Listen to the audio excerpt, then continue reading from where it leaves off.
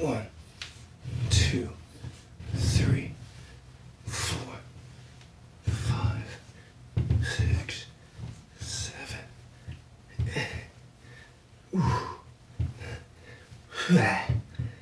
10. Okay, today's tutorial is on vasovagal.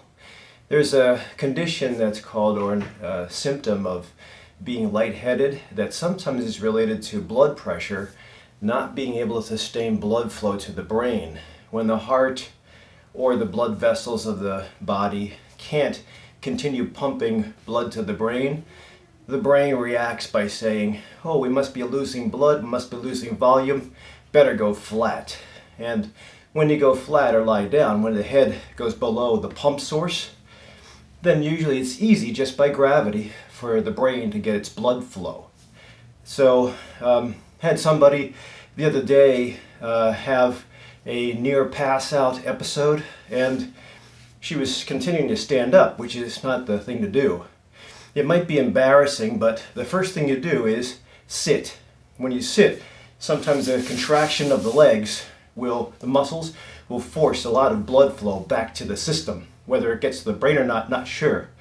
But this is what I suggested to her, was sit, pretend you're tying your shoes if you're embarrassed about sitting upside down. Obviously the handstand push-ups I just did forced a lot of blood flow. That's why my nose got a little stuffy just with those 10 push-ups, and my head got full. Blood just flows because it's upside down. But in the case of near syncope, near passing out, grab yourself a chair and try to get your head below your heart. The heart's the pump, so it can pump sideways, it can pump flat, it can pump upside down, but if the pump is failing, or if there's not enough blood flow, gravity will naturally take the blood flow to the brain. So usually, this is what I had her do. I had her go into this kind of position and just do some deep breaths.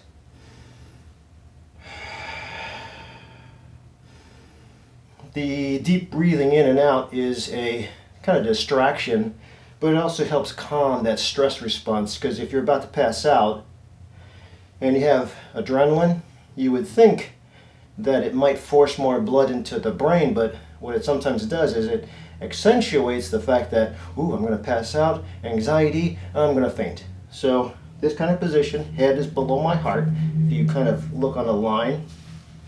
And I told her, if she's embarrassed, like if this happens in school, just pretend you're tying your shoes and just sit down there like you're tying your shoes one side then the other side for like 5 minutes. But if you maintain this position,